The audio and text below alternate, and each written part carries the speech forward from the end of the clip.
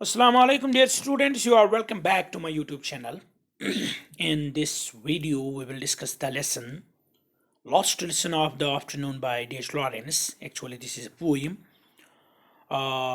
ये जो poem है ये एक्चुअली मायूसी या जिसको हम नाउमीदी को जाहिर करती है, एक टीचर की नाउमीदी और उसकी मायूसी को जाहिर करती है, क्योंकि जिन लड़कों को, जिन स्टूडेंट्स को वो पढ़ाता है वो इंटरेस्टेड नहीं है पढ़ने में।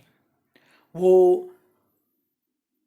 आखिरी क्लास का इंतज़ार कर रहे हैं, बेल का, घंटी का इंतज़ार कर रहे हैं कि कब आखिरी क्लास की घंटी बज जाए और वो स्कूल से निकल जाए। मैंने पहले ही वीडियो में जो इस पोइम का पहला वीडियो है उसमें मैंने बताया है कि किस तरह ये जो पोइम है ये वर्ल्ड वार फर्स्ट में लिखी गई है, जब लोग बिल्कुल ज़हनी तौर पर परेशान थे और इंडस्ट्रियल रेवोल्यूशन के से भी उनकी बिल्कुल फीलिंग्स और इमोशंस मुतासिर हो चुकी थी। और ये जो टीचर है ये उसका बिल्कुल नज़ारा देख रहा है अपनी क्लासरूम में। वो देख रहा है कि जो स्टूडेंट्स है, एक बहुत बड़ी तादाद 60 स्टूडेंट्स उसके क्लास में है, they are not interested in getting knowledge. वो पढ़ने में बिल्कुल इंटरेस्टेड नहीं है, उनका दिल नहीं लग रहा है, वो जाना चाहते हैं, वो बिल्कुल क्लास से जाना चाहते हैं। टीचर इन स्टूडेंट्स को शिकारी कुत्तों से कंपेयर करता है। जिस तरह शिकारी कुत्ते अपने जो उनके गले में पट्टे होते हैं उनको खींच रहे होते हैं ताकि वो आज़ाद हो जाए, इसी तरह इन स्टूडेंट्स का भी हाल है, वो भी भागना चाहते हैं। आज हम in today's video we will discuss this poem line by line. Page number 99 and page number 100 पर ये पोएम है। पहले हम पेज नंबर 99 पर जो स्टैंजा है इसको डिस्कस करेंगे और फिर हम पेज नंबर 100 पर डिस्कस करेंगे। When will the bell ring, कब स्कूल की घंटी बज जाए। ये वो घंटी है जो लास्ट क्लास में बजाई जाती है और उसके बाद छुट्टी हो जाती है। ये वही घंटी है। ये जो टीचर है ये बेसब्री से इस घंटी का इंतज़ार कर रहा है, क्योंकि वो उकता गया है, क्योंकि वो मायूस हो गया है, क्योंकि उसको नाउमीदी हो गई है अपने स्टूडेंट्स को पढ़ाते हुए, क्योंकि उसको नहीं लग रहा है कि मेरे पढ़ाने से कोई फ़ायदा हो रहा है या जिन स्टूडेंट्स को मैं पढ़ाता हूँ वो कुछ हासिल कर रहे हैं। इसलिए वो आखिरी बेल का इंतज़ार कर रहा है ताकि वो स्कूल से निकल जाए, ताकि वो स्कूल से बाहर निकल जाए, उस क्लास से बाहर निकल जाए जहां वो पढ़ा रहा है। एंड दिस वेयरीनेस एक्चुअली हम थकावट को कहते हैं या टायर्डनेस को कहते हैं।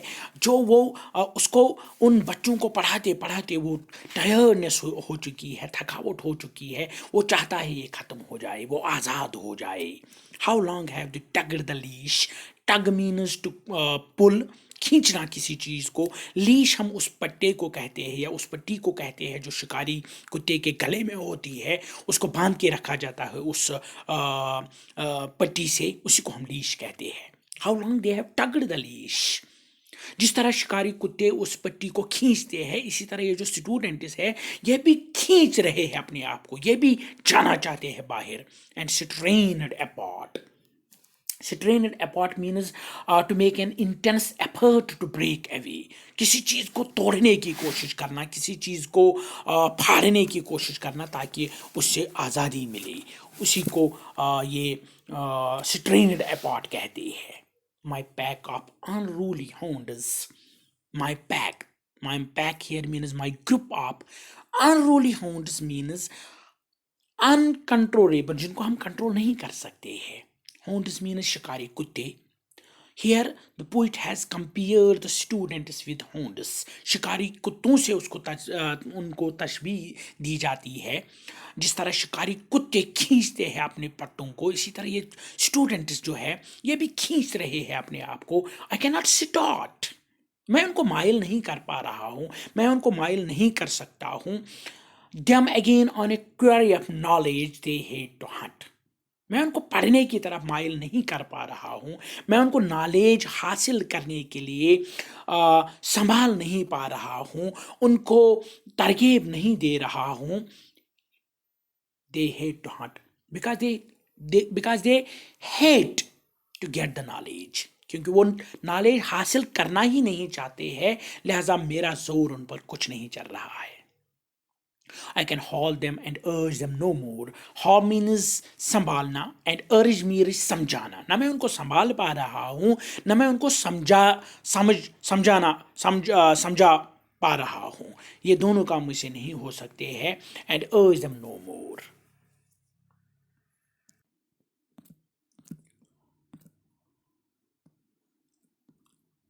Now at page number 100, no longer now I can endure the brunt.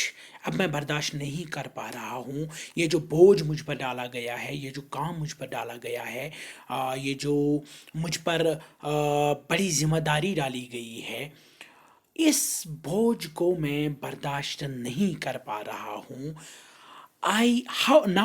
Can I enjoy the brunt? No longer now can I enjoy the brunt of the books. ان کتابوں کا بوجھ that lie out on the desks جو desks پر ہے. A full 3 score. 3 score means 60. 60 students are in the classroom. ان کی کتابیں، ان کی کاپیاں check کرنا، ان کو پڑھانا، یہ مجھے اب بہت بڑا بوجھ لگتا ہے، کیونکہ وہ انٹرسٹڈ نہیں ہے پڑھنے میں، پڑھانے میں وہ ان کا انٹرسٹ نہیں ہے، سیکھنے میں ان کا انٹرسٹ نہیں ہے. لہٰذا اس بوجھ کو میں اب برداشت نہیں کر پا رہا ہوں. Absurd work that they have offered me. یہ اتنا بڑا کام، ان 60 اسٹوڈنٹس کو پڑھانا، ان کا کام چیک کرنا، ان کی کتابیں دیکھنا، حالانکہ بہت بڑا کام انہوں نے مجھے دیا ہے. I am sick. اس سے مجھے پریشانی ہو رہی ہے. Now I am sick. And what on earth is the good of it all? اور اگر میں کروں بھی تو کس لیے کروں؟ بھلا کیوں کروں؟ کیونکہ وہ جب وہ انٹرسٹڈ ہی نہیں ہے، جب وہ پڑھنا ہی نہیں چاہتے ہیں، تو میری محنت بالکل ضائع ہو رہی ہے. What good to them or me? نہ مجھے کوئی فائدہ اس سے مل رہا ہے، نہ انہیں کوئی فائدہ مل رہا ہے. I cannot see. میں کوئی فائدہ نہیں دیکھ پا رہا ہوں، مجھے کوئی فائدہ نظر ہی نہیں آ رہا ہے. لہٰذا میں اس بوجھ سے، اس تھکاوٹ سے، اس بڑے کام سے تنگ آ چکا ہوں. So shall I take my lost dear fuel of life to heap on my soul? تو میں کیا کروں؟ میں جو آخری جو مجھ میں تھوڑی بہت ہمت رہ چکی ہے، جو مجھ میں تھوڑی طاقت رہ چکی ہے. فیول مینز ایکچولی ایندھن ہم کو کہتے ہیں، بٹ ہیئر اٹ مینز جو طاقت ہے، جو زور ہے ٹیچر میں، جو لاسٹ جس کو ہم کہتے ہیں آخری جو ہمت ہے، وہ اب میں ان پر ضائع نہیں کروں گا. To heap on my soul and kindle my will. کیا میں اپنی will کو، اپنے زور کو جلا دوں؟ To a flame that shall consume the dross of indifference. تاکہ جو بے غرضی، جو لاپرواہی وہ برت رہے ہیں مجھ سے، میں اس کے لیے اپنے فیول کو کیوں جلاؤں؟ اپنے زور کو کیوں لگاؤں؟ اپنی طاقت کو اس پر کیوں خرچ کروں؟ اپنی ہمت کو اس پر کیوں خرچ کروں؟ The dross of indifference. And take the toll. Toll means damage, loss. جو ہو رہا ہے، نقصان جو ہو رہا ہے، toll of their insults and punishments. جو وہ مجھ سے بدتمیزی کر رہے ہیں، جو وہ مجھ سے بے غرضی کر رہے ہیں، لاپرواہی کر رہے ہیں، اس کے لیے میں اپنی فیول کو کیوں جلاؤں؟ اپنی ہمت کو کیوں برباد کروں؟ اپنی طاقت کو کیوں برباد کروں؟ I will not. Clearly, I will not do this. میں یہ نہیں کروں گا. میں اپنی طاقت کو، اپنی ہمت کو ان کے لیے برباد نہیں کروں گا. I will not waste to my soul and my strength for this. میں اپنی طاقت کو، میں اپنی ہمت کو اس کام کے لیے برباد نہیں کروں گا. What do I care for all that they do amiss? Or amiss means wrong. میں کیوں اس بات کی فکر کروں گا کہ وہ کیا غلط کر رہے ہیں یا وہ کیوں غلط کر رہے ہیں؟ What is the point of their teaching of mine and of this learning of theirs? लिहाजा मैंने सोचना ही बंद कर दिया है कि वो कुछ सीख रहे हैं या मैं क्या पढ़ा रहा हूँ.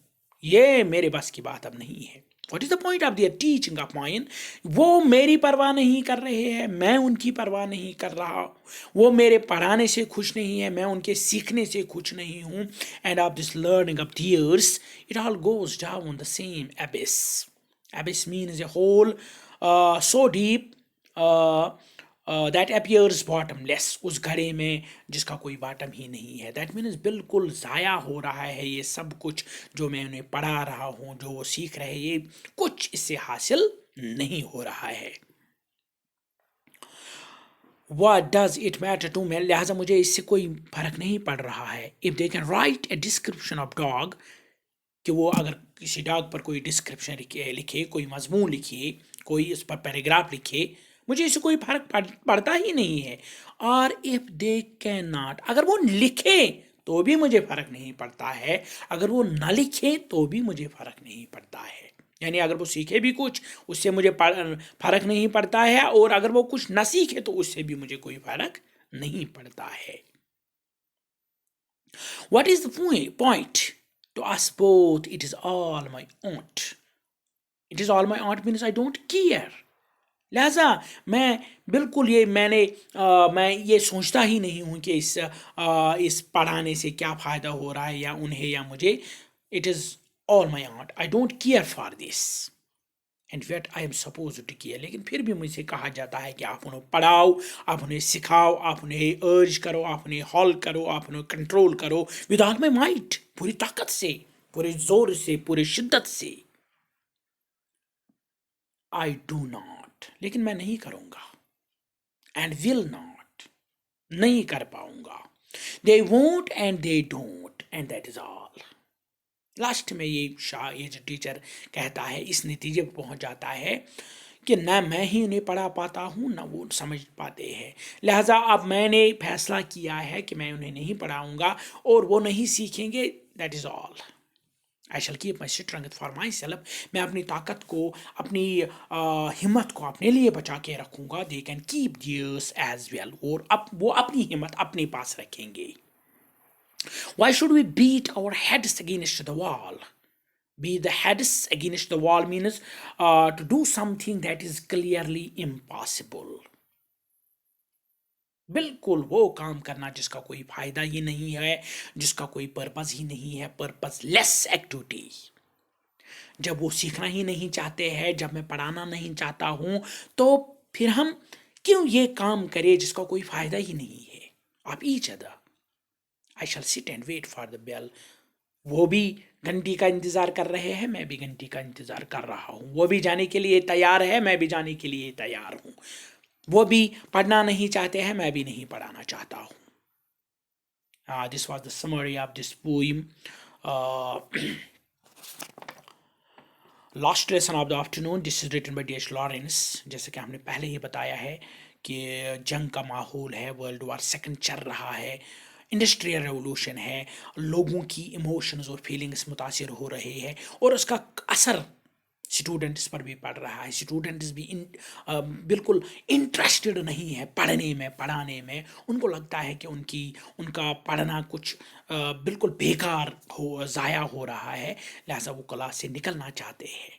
जब स्टूडेंट इस इंटरेस्टेड नहीं है तो टीचर भी खुद ब खुद इंटरेस्टेड नहीं है, वो पढ़ाना नहीं चाहता है. And so both are waiting for the last bell.